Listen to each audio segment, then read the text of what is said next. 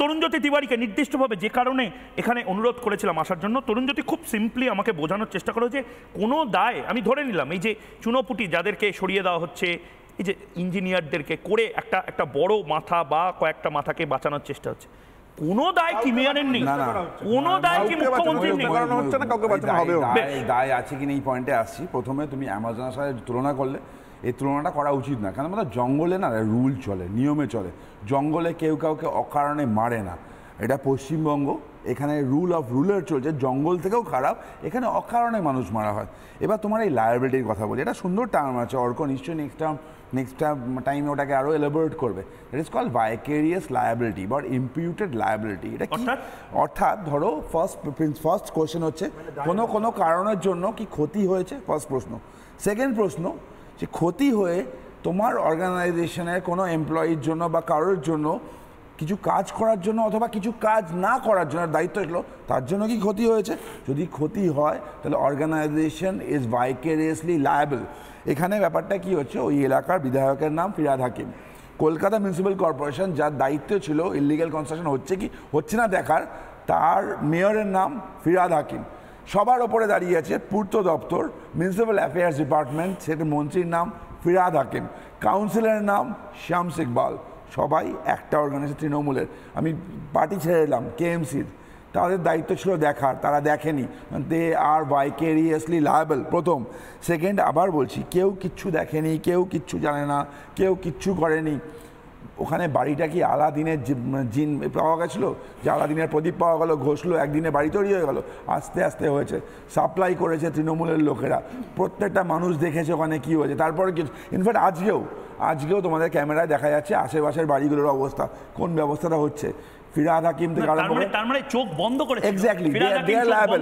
আর এই তোমার এই জানি না দেন অর্ক, তোমার এই জানি না দেন একটা ছোট্ট জিনিস আমি অ্যাড করে দেবো, তার আনসারও হয়তো অর্ক কোনো সময় দেবে, আজকে নাও হতে পারে, পরে কোনো এক সময় দেবে।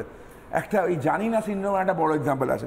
দেখো জিটিএস স্ক্যাম আমাদের মনে আছে, গোর্খা টেরিটোরিয়াল অ্যাডমিনিস্ট্রেশনের টিচার রিক্রুটমেন্ট স্ক্যামের একটা অভিযোগ কলকাতা হাইকোর্টের জজ সাহেবের কাছে হয়েছিল। সেটা নিয়ে রাজ্য সরকার এক্সেপশনালি স্টেপ নিয়েছে। স্কুল এডুকেশন ডিপার্টমেন্ট একটা কমপ্লেন করেছে, স্কুল এডুকেশন ডিপার্টমেন্ট কমপ্লেন করেছে পুলিশের কাছে, বলেছে যে এই কমপ্লেনগুলো এসছে, আমরা ইন্টারনাল এনকোয়ারি করে দেখেছি, সত্যি কিছু গোলমাল আছে, তোমরা কেস স্টার্ট করো। সরকারের কমপ্লেন, মনে রাখবে, সেটা আজ পর্যন্ত কেস স্টার্ট হলো না। অভিযুক্তর নাম তৃণাঙ্কুর ভট্টাচার্য, প্রধান অভিযুক্ত। দ্বিতীয় অভিযুক্তর নাম ওই প্রান্তিক, মানে তৃণমূল ছাত্র পরিষদের। তাই এইটাও কেন কেসটা হলো না, তার উত্তরটাও কি জানি না। না, আমার একটাই প্রশ্ন, আমি শারদ্দাতবাবু আপনার কাছে যাব, কিন্তু তার আগে একবার আমি দেখানোর চেষ্টা করব এই যে অ্যাবনর্মাল একটা অসুখের মতন ছড়িয়ে পড়ছে, সংক্রমণ যেন, জানি না, কিচ্ছু জানি না। কে বাড়ি বানালো, কে বাড়ির পারমিশন দিল, কে চাকরি চুরি করলো, কে কয়লা চুরি করলো, কিচ্ছু জানি না। ওই নাটকে যেরকমভাবে হয় সেরকমই একটা চরিত্র, সেই চরিত্রটা হাজারে হাজারে জায়গায় ছড়িয়ে পড়ছে এবং তারা বলছে আমরা কিচ্ছু জানি না। কিন্তু দেখুন কি কি জিনিস আমরা জানতে পারছি চোখের সামনে।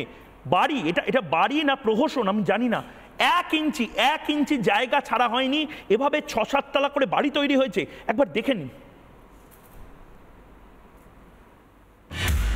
আমরা কিন্তু এখান থেকে পরিষ্কার হয়ে গিয়েছি যে একেবারে দুটো বাড়ি দেখো, মাথাটা একদম জুড়ে গিয়েছে এবং বাড়িটা খানিকটা হেলাও দেখতে লাগছে, হেলে গিয়েছে এটা বোঝা যাচ্ছে। এবং দুটো বাড়ির যে মধ্যখানের গ্যাপ থাকা দরকার, সেই গ্যাপ কিন্তু বলা যায় যে 1 সেন্টিমিটার, জাস্ট 1 সেন্টিমিটার রয়েছে। নিচের তলা অর্থাৎ দোতলা পর্যন্ত যেটুকু গ্যাপ আমরা দেখতে পাচ্ছি 2.5 ফুটের, 3 তলার ওপর গিয়ে কিন্তু জানলা খোলার সেই রকম উপায় নেই। এটা বোঝা যাচ্ছে যে বাড়িটাকে মেকআপ দেওয়ার জন্য এইরকম একটা কনস্ট্রাকশন তৈরি করা হয়েছে, যাতে এটাও থাকে, যাতে ওটাও থাকে। এই পাহাড়পুর সংলগ্ন ফতেপুরেও এমন অনেক বাড়ি রয়েছে যাদের মধ্যে দূরত্ব 1 হাতও নয়। আমার সঙ্গে আমার ভিডিও জার্নালিস্ট মেহরাজ আলী রয়েছে, আমি একবার ছবিতে দেখাবো।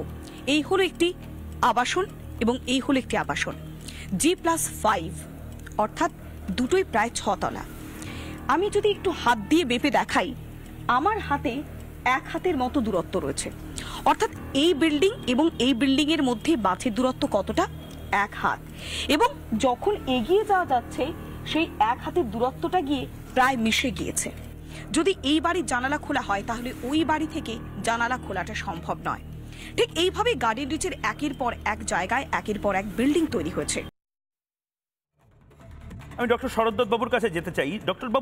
ডাক্তারবাবু খুব স্পেসিফিক প্রশ্ন, মেয়র যদি না জানেন যে তার শহরে বেআইনি কিছু হচ্ছে, রাজ্যের মুখ্যমন্ত্রী যদি না জানেন যে তার রাজ্যে একের পর এক চুরি হচ্ছে, তাহলে তারা ক্ষমতায় আছেন কেন? ক্ষমতা ছেড়ে দিতে পারেন তো। না না, এই কথাটা আমি একদমই মানবো না যে ওনারা কিছু জানেন না। মমতা ব্যানার্জির মতো বিদগ্ধ মহিলা আছেন, আপনি জানেন উনি কটা ভাষা জানেন? উনি 8-10টা ভাষা জানেন।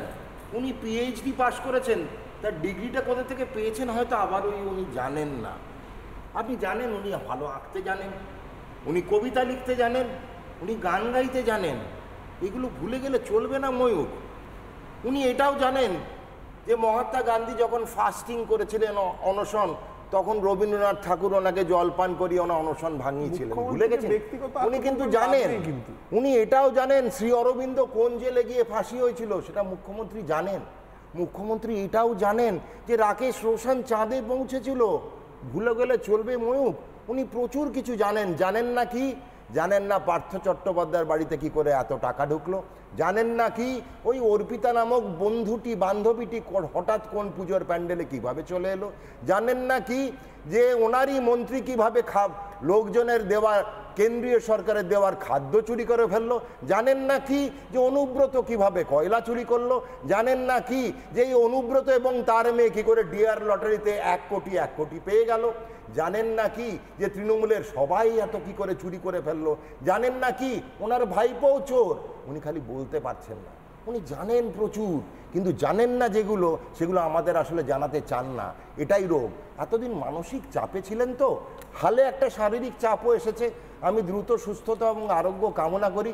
চোটটা মাথায়, হালে একটু ভুলভাল বলতেই পারেন, কেন এই চোট থেকে তো উনি এখনো অবধি সুস্থ হয়ে ওঠেননি। দেখলাম ব্যান্ডেজ নিয়েই উনি পৌঁছেছেন, সাধুবাদ জানাই মুখ্যমন্ত্রীকে। ব্যান্ডেজ নিয়েও কিন্তু ভেঙে পড়েছেন। কিন্তু উনি জানেন না এই শামস নামক কাউন্সিলরের অ্যাস্টন মার্টিন গাড়ি আছে। উনি জানেন না ওনাটার দাম 7 কোটি টাকা। উনি জানেন না ওর কাছে বেন্টলে গাড়ি আছে, তার দাম 8 কোটি টাকা। উনি জানেন না একটা শামস বলে কাউন্সিলর, যিনি এককালে দুধ বিক্রি করতো, তিনি আজকে বেন্টলের মালিক। আমরা জানি যিনি চা বিক্রি করতেন তিনি প্রধানমন্ত্রী হয়েছেন। সুতরাং দুধ বিক্রি করে বেন্টলে কেনাই যেতে পারে, যদি চা বিক্রি করে কেউ প্রধানমন্ত্রী হয়, আমি এটা আশ্চর্য হচ্ছি না ময়ূক। উনি অনেক কিছু জানেন, জানেন না কোনটা, যেটা আমাদের এবং আপনাদের জানাতে চান।